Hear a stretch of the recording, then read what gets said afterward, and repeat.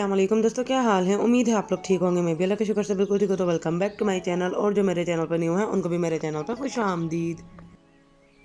So guys, ये जो मेरा आज का ब्लॉग है ये मैंने स्टार्ट किया था कल रात से, जब कराची में बहुत ज़्यादा बारिश थी। इतनी ज़्यादा बारिश थी और इतनी शदीद किस्म की ठंडी हवाएं चल रही थी कि बस शाम से बहुत अच्छा मौसम हो रहा था और रात में बहुत ज़्यादा बारिश हो गई थी। कंटिन्यूसली 2 से ढाई घंटे बारिश हुई है, जिसके बाद मौसम तो बहुत अच्छा हो गया था, लेकिन कराची के हालात बहुत ज़्यादा बुरे हो गए थे। और नेक्स्ट डे फिर दोबारा से बारिश हुई है सुबह 11 बजे। और जिस दिन रात में बारिश हुई है उस दिन यहाँ पे मैंने बनाया था अपने हस्बैंड के लिए सूप और फ्राइज़, जो कि उनको बहुत ज़्यादा पसंद हैं।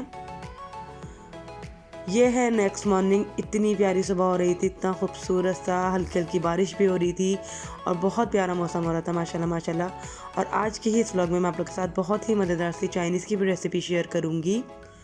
मैंने बनाए थे अपने ससुराल में वेजिटेबल राइस, उसके साथ बनाया था मैंने वाइट सॉस, क्योंकि जो मेरे इन लॉज हैं उन्होंने की थी मेरे हस्बैंड की, और मेरे जो भतीजा है, मतलब जो मेरे हस्बैंड के भाई का बेटा है, उसकी बर्थडे। तो यहाँ पे बस उनकी ही बर्थडे सेलिब्रेट हुई थी, तो यहाँ पे मैंने कुकिंग की थी, बहुत मज़े का खाना बनाया था, वो आपके साथ शेयर करूँगी। तो मेरा आज का जो व्लॉग है ना ही आपको बिल्कुल भी मिस करना है ना स्किप करना है। बहुत ही मज़ेदार सी दोनों रेसिपीज़ आपको लगने वाली हैं। ये है वो रूहान, मेरे हस्बैंड का भतीजा, जिसकी थी बर्थडे। बहुत माशाल्लाह ये प्यारा बच्चा है, अल्लाह पाक सब बच्चों के नसीब बहुत अच्छे करे। और साथ में मैंने बलूची टिक्के भी बनाए थे चाइनीज़ के साथ, बट उसकी रेसिपी मैंने शेयर नहीं की आप लोग के साथ, क्योंकि मैं ऑलरेडी काफ़ी दफ़ा अपने चैनल पर डाल चुकी हूँ। तो उसका लिंक मैं डिस्क्रिप्शन बॉक्स में दे दूँगी, आप लोग वहाँ से जाकर देख सकते हैं। और चाइनीज़ मैंने बहुत ही सिंपल से इंग्रेडिएंट में बनाया था और बहुत ही कम से इंग्रेडिएंट में बनाए थे, तो आप लोगों को बहुत ज़्यादा पसंद आने वाली है मेरी आज की दोनों रेसिपीज़। तो यहाँ पर सबसे पहले मैंने बनाए थे वेजिटेबल राइस।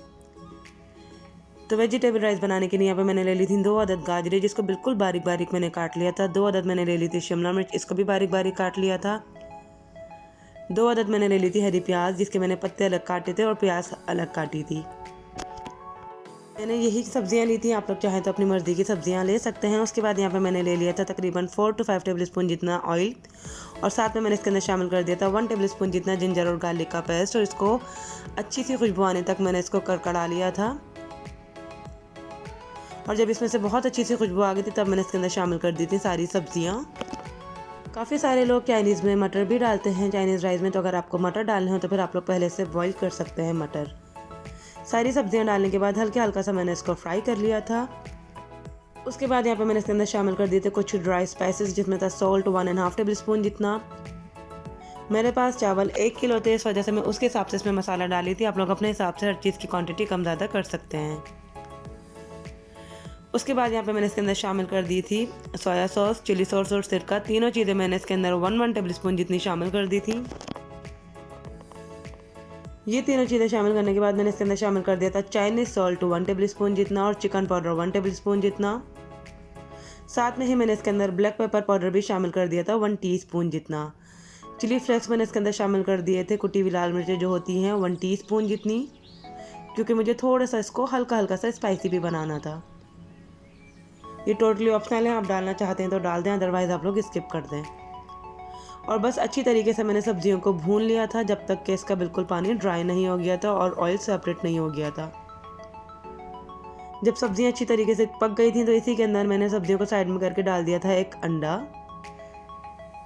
और अच्छी तरीके से मैंने इसको मिक्स कर लिया था। बिल्कुल अच्छी तरीके से अंडे को मैंने पका लिया था जब तक कि इसका कलर चेंज नहीं हो गया था।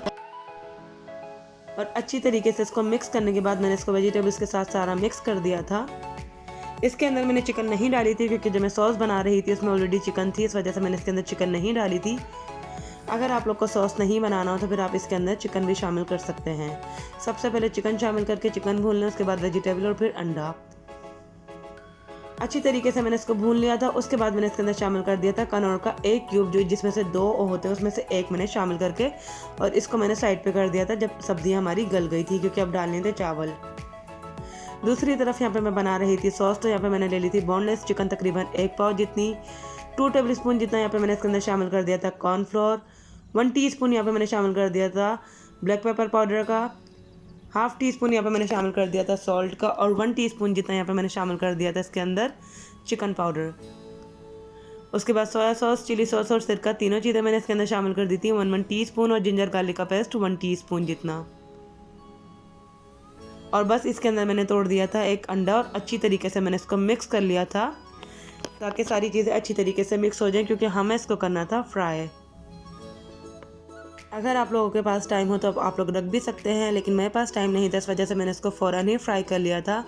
यहाँ पे मैंने फ्राई पैन में ऑयल डाल दिया था। ऑयल जब गर्म हो गया था तब मैंने इसके अंदर शामिल कर दी थी सारी की सारी चिकन, और चिकन को अच्छे से कलर आने तक और अंदर तक फुल कुक होने तक मैंने इसको फ्राई कर लिया था।